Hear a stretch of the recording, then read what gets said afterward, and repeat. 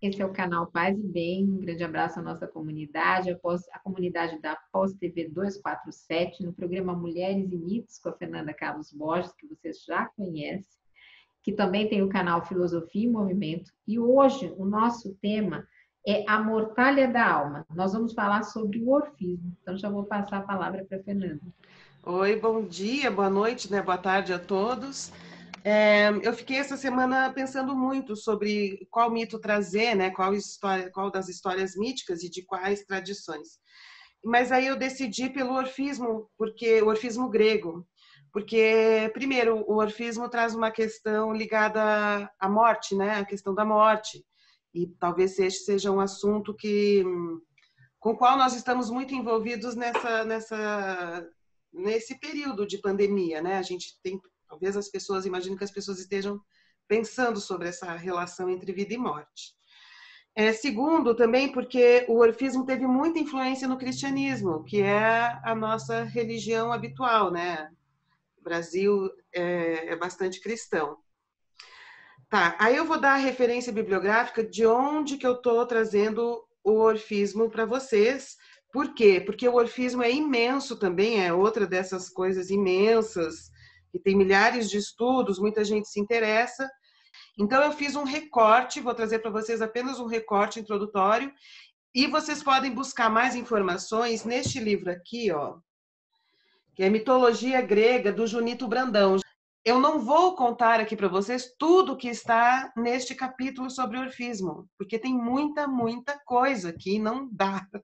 Mas então eu fiz um recorte introdutório para vocês terem uma ideia geral do que é o orfismo. O orfismo ele nasce da história de um herói grego, que é o Orfeu, um dos heróis gregos. Junito Brandão aqui ele diz nesse livro que não é um consenso, mas existe uma grande possibilidade de a palavra Orfeu ter vindo o nome Orfeu, né, ter vindo de órfãos, que quer dizer obscuro, justamente porque ele desce até o Hades, porque ele é vítima de sofrimento muito intenso pela perda da mulher amada. Então, filho de uma musa, ele também é um deus da música, deus não, é um herói, né, vinculado à música e à poesia. Conta o mito que ele que criou a lira de 9 cordas, justamente em homenagem às 9 musas. Ele é considerado dentro da narrativa mítica, né, como um educador da humanidade. Conta o mito que ele teve uma grande formação filosófica viajando por vários cantos, inclusive no Egito, também aprendendo com a sabedoria, a filosofia, a religião egípcia.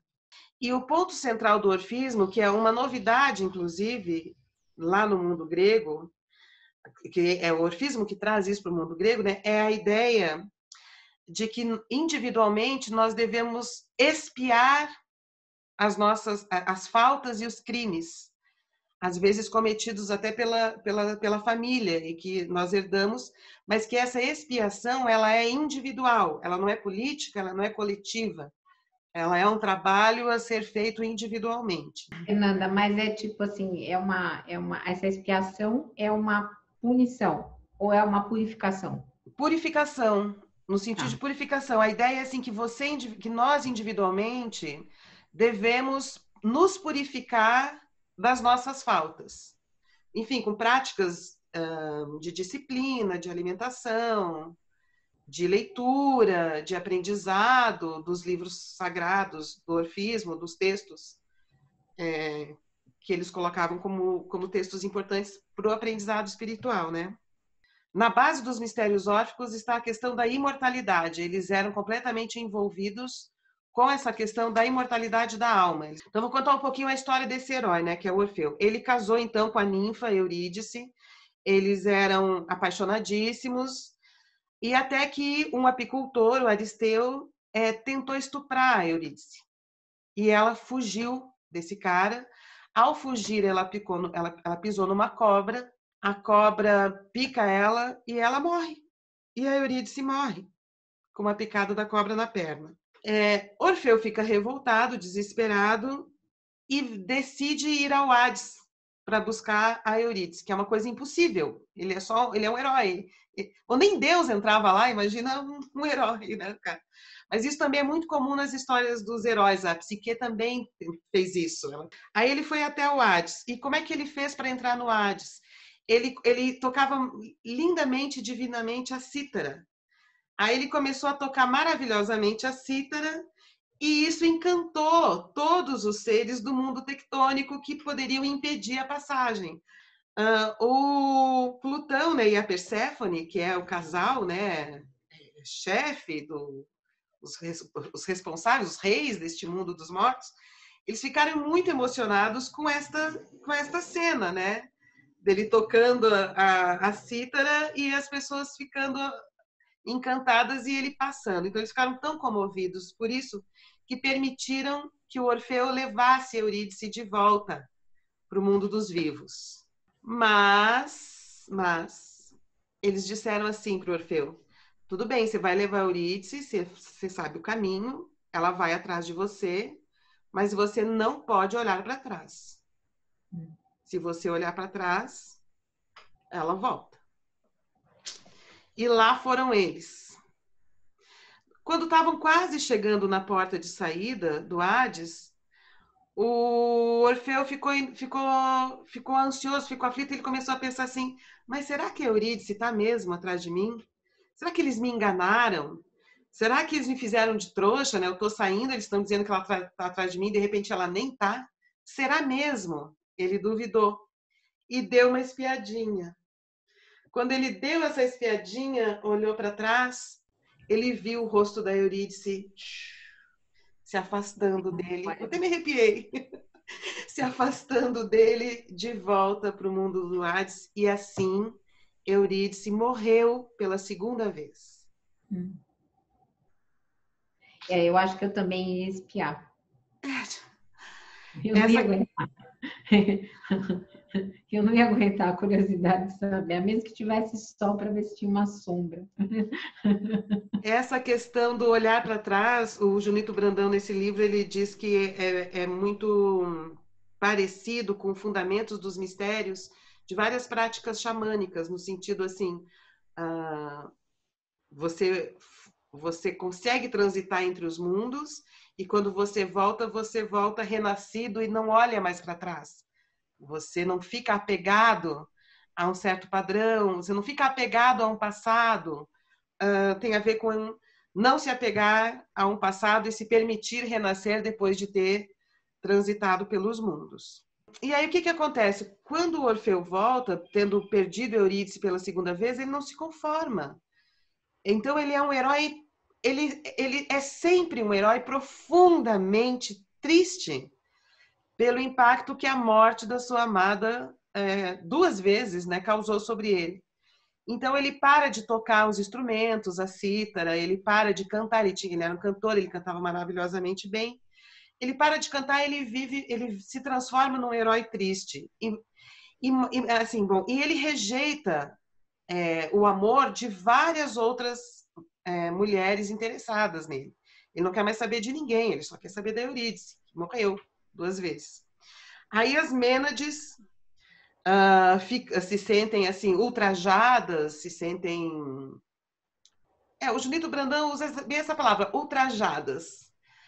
Pela fidelidade que o Orfeu tem com a Eurídice, ficam com muita raiva e estraçalham ele. Então a gente tem mais um estraçalhado na mitologia, né? Ele morre assim, sendo estraçalhado pelas Mênades. Aí tem várias variantes. O Junito Brandão, nesse livro, ele conta várias variantes sobre esta morte. Mas eu não vou ficar aqui contando todas essas variações, porque eu quero abstrair uma ideia geral, né? Mas vocês podem achar isso neste livro, que é muito bom, do Junito Brandão. Aí, a partir destas várias versões da história, uma delas conta que, com isso, o Orfeu instituiu mistérios que eram vetados às mulheres. E quando então, nessa variante é isso, né? Ele institui, então, os mistérios dos quais as mulheres não podem participar, E aí, como é que eram as reuniões? Os homens, quando chegavam para essas reuniões, eles deixavam as suas armas nas portas. Essa é outra versão da morte de Orfeu. E aí, um dia, as mulheres, muito enraivecidas, porque elas eram excluídas destes mistérios, foram até este lugar, pegaram as armas dos homens que estavam encostadas na porta, na entrada, e mataram o Orfeu. Então eu acho estranho, porque o Junito Brandão não diz isso, porque não é essa a questão que ele está tratando, mas me parece que o Orfeu também é um mito que se situa nessa transição do mundo para o patriarcado. Assim, ele perde a mulher, né? Ele faz um culto excluído, que excluía as mulheres se revoltam, as Mênades se revoltam. Então, parece que é uma história da exclusão das mulheres e sobre o que acontece com a subjetividade, com a cultura e com a percepção da espiritualidade, quando esse princípio da grande deusa, da natureza, da vida, da terra, é excluído da história. Ele está ligado ao período histórico helenístico? Ele diz assim, na página 150, o orfismo é um movimento religioso complexo em cujo bojo, ao menos a partir dos séculos 6 e 5 a.C., se pode detectar uma série de influências dionisíacas, principalmente, pitagóricas, apolíneas e certamente orientais. Com relação a ele ter duvidado de que a Eurídice estava atrás dele, o Junito Brandão dá uma interpretação fundamentada em Jung de que ele duvidou da presença da ânima, que é o aspecto feminino da alma. Sim. É o ânimos e a ânima, né? Então será que ela, né, que ela está aqui mesmo, que é representada pela Eurídice, que seria a ânima dele, né? Então ele duvida da presença da alma. Agora você me lembrou aquele Memórias, Sonhos e Recordações lá do Jung, onde ele fala que quando surge para ele a ideia de ânima, ele também não acredita no primeiro momento, né? Ele fica em dúvida e ele não entende aquilo, ele demora um tempo, e se não me engano, ele chegou inclusive a ficar adoentado, se não estou fazendo confusão, e aí depois é que ele entende que aquele é um conceito feminino. Aí, tá. Então, a cultura patriarcal, ela coloca a mulher, né, num lugar desalmado, assim, do lugar de uma matéria desalmada, de uma natureza desalmada, exclui a mulher, exclui esse princípio que foi chamado de feminino do mundo do espírito, né? Porque aí vem uma outra segunda característica mas o orfismo, bom, então, embora ele tenha tentado buscar a ânima, a Eurídice, ele duvida e ele perde ela. Então, o fato de ter perdido eu acho interessante, porque o fato de ter perdido talvez explique por que o orfismo criou um dualismo tão radical entre corpo e espírito, colocando a vida corpórea como algo que deve ser superado para um benefício espiritual depois da morte. Então, é o orfismo que cria essa ideia de que o corpo é a mortalha da alma. O corpo é a mortalha da alma. Como um lugar de estar no corpo é estar espiando, estar no corpo é estar pagando coisas, estar no corpo é uma prisão. E que a gente precisa se libertar do corpo para conquistar as maravilhas do outro mundo, do mundo pós a morte, do mundo do espírito. É curioso você falar isso, porque, por exemplo, na literatura espírita, não está escrito isso, que o corpo está espiando, mas sim que ele trabalha para a evolução do ser humano junto com o espírito.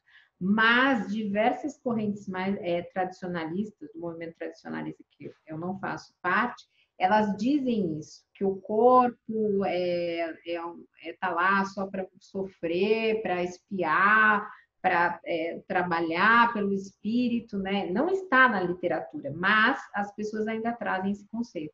Mas é influência do orfismo que também influenciou um certo tipo de cristianismo. de que o corpo está aqui para a gente sofrer, e com o sofrimento a gente aprende, e que toda a seta, né, da nossa orientação ética tem que estar voltada para a vida após a morte, né, para a morte, para o final, né? Isso é uma construção do orfismo, que teve influência no cristianismo, por sua vez, no espiritismo, que nasceu na França, que era cristã. Então o espiritismo também, de alguma maneira, também está dentro desse... Mas na literatura é assim, cuidar do corpo e do espírito. É que as pessoas acabam não lendo essa parte e trazem esse conceito de porque, como se o corpo fosse alguma coisa suja, né? Não é, porque a gente precisa dele. Tanto é que quando a gente fica doente, a primeira coisa que a gente sente é que também não está pensando muito bem, não tá, o resto também não vai muito bem quando a gente está fisicamente doente. A gente Sim, sente isso. mas olha, Carla, qual é a diferença filosófica que eu vou te dizer assim? Porque cuidar do corpo, eles também tinham isso.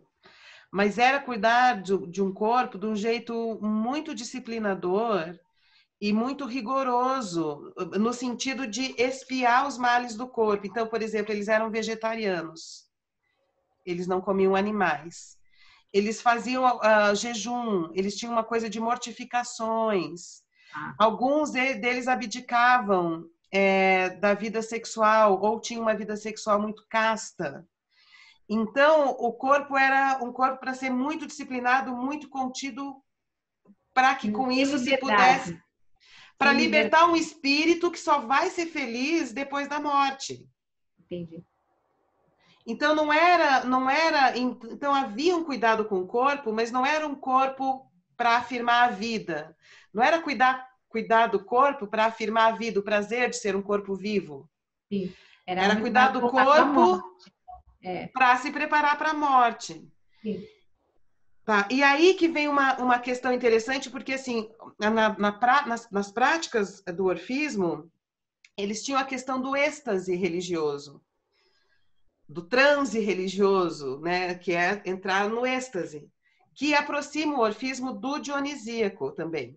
Ah, Só que com uma diferença brutal, porque não é uma reprodução do dionisíaco, porque o transe dionisíaco, o êxtase dionisíaco, tinha a ver com a afirmação da vida, a dança, a força, a natureza, o gozo de estar vivo, né? E só que no orfismo isso se transforma. O êxtase é para acessar um outro mundo, ele não está a favor da afirmação da vida, ele está a favor da preparação para a morte, é um por meio da Dionísio negação do órfico. corpo. É um Dionísio órfico que eles fazem, Tem né? um nome, que eu ver sabe qual é o nome dele? Ele tinha um nome que era o primeiro Dionísio que eles diziam. Olha, deixa eu ver aqui, peraí. Que é o onde é que tá? É o primeiro. No Orfismo eles dizem que o primeiro Dionísio foi o Zagreu, que é um profeta. Eles chamam ele de o primeiro Dionísio. Então eles assumiam abertamente isso, a questão do êxtase.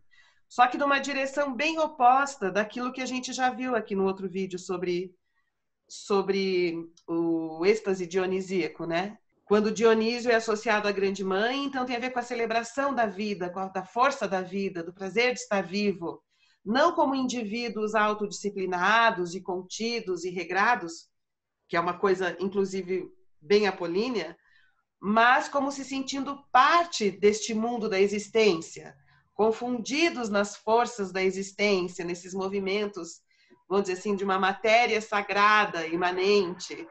Estou colocando essas palavras para tentar construir uma imagem Sim. dessas diferenças. Não, tá funcionando, eu tô vendo.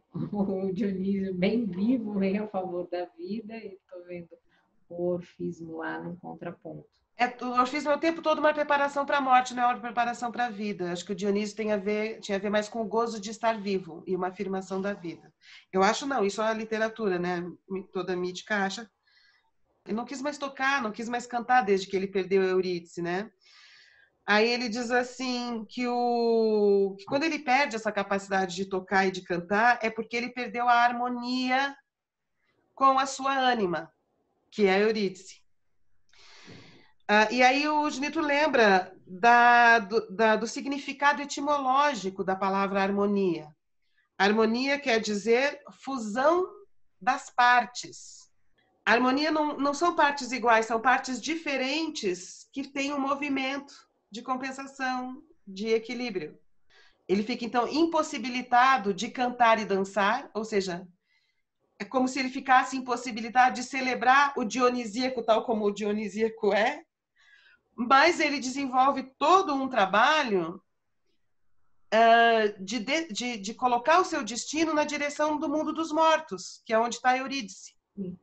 E isso fundamenta esse dualismo radical que o orfismo cria entre o corpo e o espírito. Porque no mundo do Dionísio, do dionisíaco, eles compreendem que existe uma transcendência, uma superação desse indivíduo, dessa forma que nós somos individualizada. Tanto que o êxtase é a conexão, né, com algo maior que nos move. Aqui, no caso, o êxtase é a negação do corpo. É quase um ascetismo, é isso? O orfismo tinha um ascetismo muito forte nas práticas. Eram práticas ascéticas. Então, vamos lá. Vamos focar as diferenças com relação ao dionisíaco, que a gente já fez um vídeo sobre isso, que daí o pessoal acompanha melhor. Deixa eu só falar para eles, para quem não viu esse vídeo sobre o Dionísio e quiser ver antes de continuar aqui, tá na playlist Mulheres e Mitos, tá lá, né, com o nome de Dionísio, não lembro exatamente qual é o título disso, mas vocês podem assistir, ou antes ou depois, para a gente continuar. Então, vamos lá. Eu acho que tem a ver com o filho a mãe que renasce pelas mãos do filho, alguma coisa assim. Também não lembro de. Eu vou olhar enquanto você vai dando aí as próximas orientações. Bom, então o que é de semelhante com as práticas dionisíacas, com o ritual dionisíaco? O êxtase. É isso, né? Entrar em transe. O que há de diferente? Os órficos eram vegetarianos, as bacantes não, elas caçavam os animais e os devoravam com seus próprios dentes, né? Então tem uma coisa da força, da vitalidade da vida, que caça, que devora, né? O orfismo estava muito mais preocupado com a outra vida, com a recompensa na vida futura. As bacantes, os dionisíacos, não. O foco estava na vida, na afirmação da vida. O dionisíaco, o transe, ele era coletivo. Então, as bacantes entravam em transe, ou os seguidores entravam em transe coletivamente. Então, tinha uma consciência do pertencimento, uma consciência do grupo. No orfismo, o transe é individual, é um trabalho que o indivíduo faz consigo mesmo. Ele se funde consigo mesmo, né? Que esta purificação visa que os indivíduos consigam se libertar dos ciclos de reencarnação de existência. No nosso caso, não é exatamente se libertar, mas é um aprendizado contínuo para nós chegarmos num momento de plenitude, diríamos assim. Então, assim, a gente não quer se libertar, pelo contrário, a gente quer reencarnar para poder desenvolver, mas tem o conceito de reencarnação. Deixa eu aproveitar que a gente parou. Deixa eu falar aqui a playlist para vocês. E aí, Fernanda, você me diz. Dionísio e a Mãe de Deus, tá aqui, achei. Dionísio e a Mãe de Deus. E visitem o meu canal Filosofia em Movimento. Se inscrevam no canal, tem vídeos de vários tipos. Vamos lá. Então, como eu estava falando, o orfismo ele é voltado para essa questão do bem morrer. E aí tem a máxima órfica. Olha a diferença com relação ao êxtase vital dionisíaco, né? Lágrimas para os que nascem, sorriso para os que morrem. Nascer é um sofrimento, morrer é uma alegria. Mas esse conceito de que morrer é uma alegria também tem em algumas tradições orientais. No enterro do meu sogro, tinha pessoas lá comemorando. Eu não sei qual era a espiritualidade deles, mas eles estavam fazendo uma baita festa com comida, bebidas e afins.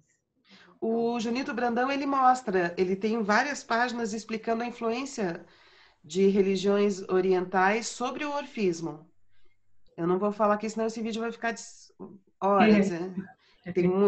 Cada parágrafo é um monte de informação, mas vocês podem achar isso neste livro, de novo. Mitologia Grega do Junito. Volume 2, quando ele conta essa história do Junito Brandão. Então ele fala, tem mesmo essa influência, e que é muito diferente daquilo que era a espiritualidade, a religiosidade grega.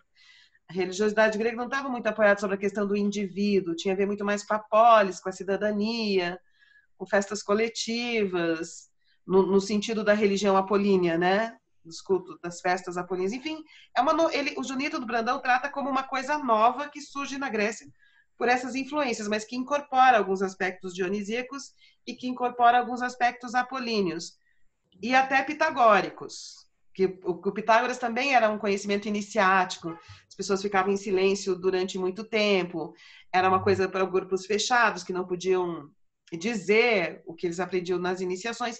Essas aproximações e essas diferenças, o Junito Brandão conta neste livro. Eu não vou, porque senão não dá, porque não vai dar tempo, mas a gente pode fazer outros vídeos sobre isso. Eu tô enxugando a informação para quem nunca ouviu falar. Bom, em função dessas práticas de disciplina, de purificação, ascéticas, como você falou, o orfismo acabou criando ali na cultura popular grega muitos curandeiros que se diziam órficos. Eu vou te curar, você faz isso, você toma isso, você vomita, sei lá, 1000 coisas que eles podiam ter inventado. E aí, alguns ficaram com famas de charlatões. Então, tinha essa coisa do curandeiro, orfista, assim, popular, e que as pessoas, os filósofos e outras pessoas desprezavam um pouco como charlatanismo, uma coisa que não era nada, que era alguém enganando, né? Os fundamentos do orfismo de modo geral, né? Uma dupla natureza do homem, então, que o homem é feito de bem e ele é feito de mal. Da onde é que vem esta ideia de que nós, seres humanos, temos essa dupla natureza bem e mal? Porque numa das versões da morte do Orfeu, ele é devorado esse estraçalhamento é dado pelos titãs que devoram ele. Zeus fica muito bravo com isso e joga fogo nos titãs. E os seres humanos nascem desta cinza dos titãs que devoraram Orfeu. Então, por que o bem e o mal? Porque nós tendo sido feitos destas cinzas, nós temos os titãs, somos os titãs, ou seja, somos maus, mas também nas cinzas tinha o corpo do Orfeu, porque eles tinham comido o Orfeu.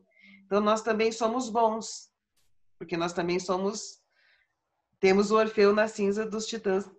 E eles também trouxeram uma coisa que na religião grega tradicional não tinha, que é a ideia de que existe um lugar no Hades que é o lugar do mal. Tem o mal. Porque o Hades, fora disso, é apenas o lugar dos mortos. Na arquitetura que os orfistas construíram sobre o Hades, tem vários andares ou vários lugares.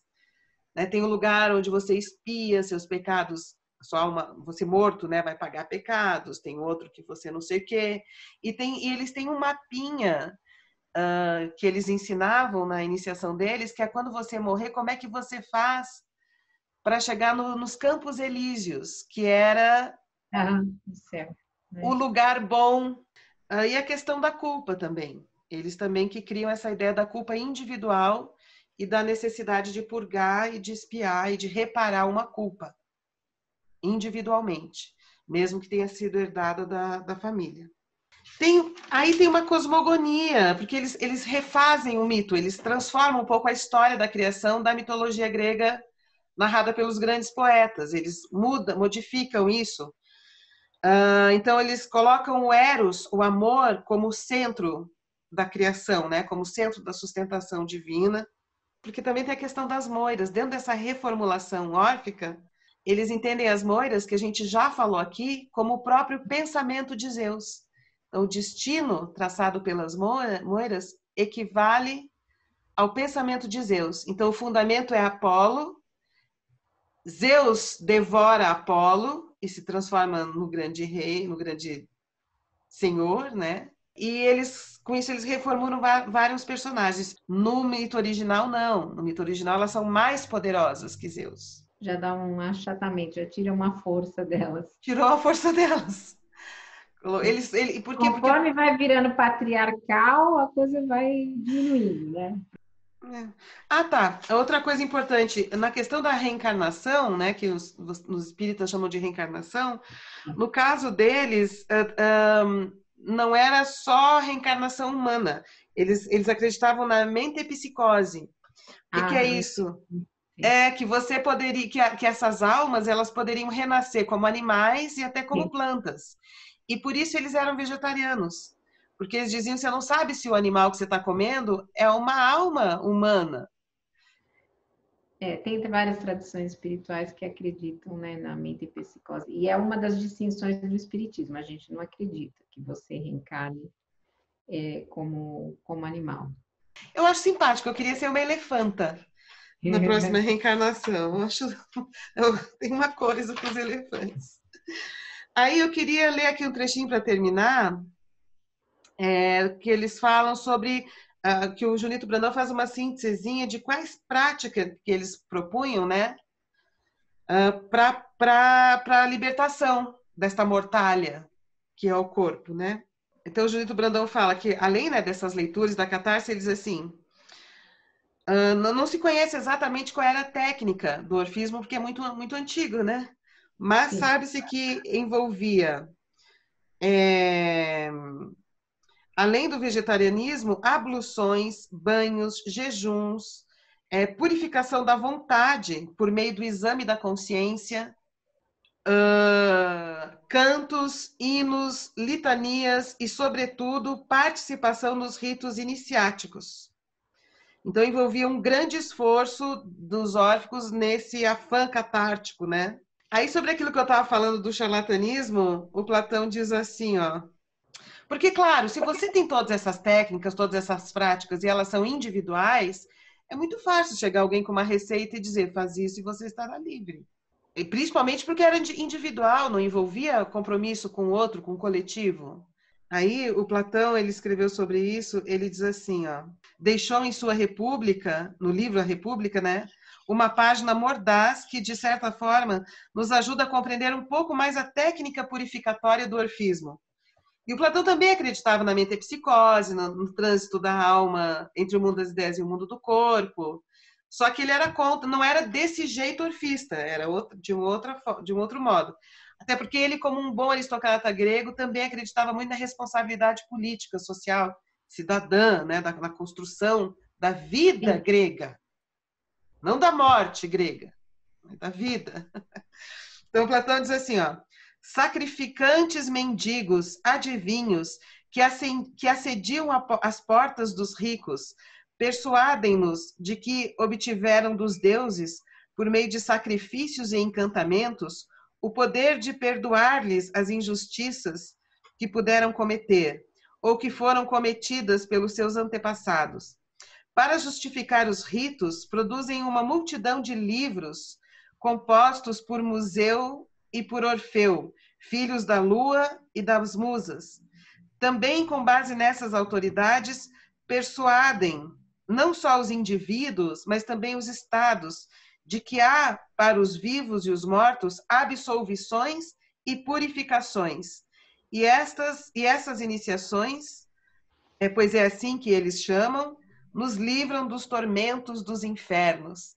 Então, essa ideia de libertar dos tormentos dos infernos é uma coisa nova. O Platão está dizendo, nossa, olha o que eles estão falando, né? Olha o que eles estão criando para persuadir as pessoas.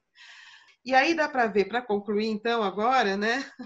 Que agora está na última página mesmo,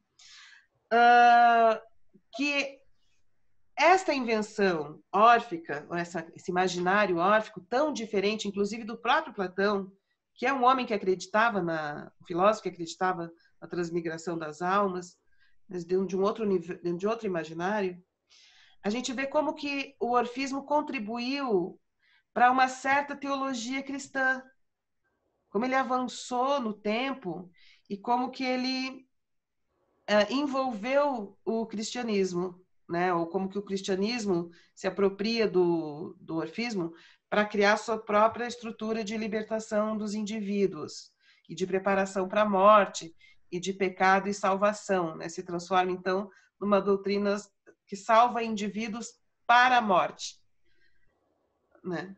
Não exatamente... Não Jesus. Jesus eu sempre acho que é outra história. Que quando a gente lê o Novo Testamento, Jesus como um personagem mítico, é incrível, ele é muito afirmador da vida, né? Sim. Mas o cristianismo, quando foi se institucionalizando, foi incorporando essas ideias do corpo como mortalha, como corpo como a vida do corpo como uma vida do sofrimento, a questão da culpa. E aí o Junito Brandão conclui esse capítulo dizendo que a história essa ideia de salvação, que a gente conhece tão bem com o cristianismo nosso, né? Ela passou pela Grécia, né? A história por incrível que pareça, a história da salvação também passou pela Grécia, dentro desse universo do orfismo. Ele diz, o Junito Brandão, bem no final do capítulo, que que o próprio Jesus Cristo foi representado, foi tratado como o Orfeu Báquico. Orfeu Báquico é o Orfeu Dionisíaco. Então, o próprio Jesus foi tratado em alguns momentos da literatura cristã como o Orfeu Báquico. É Legal. isso.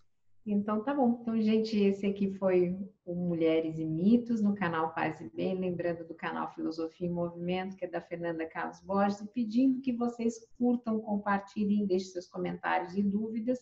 Esse vídeo é gravado, mas nós estamos sempre online no bate-papo quando ele é exibido. Então, um beijo grande, obrigada. Tá, obrigada, Carla. Um beijinho. Tchau a todos.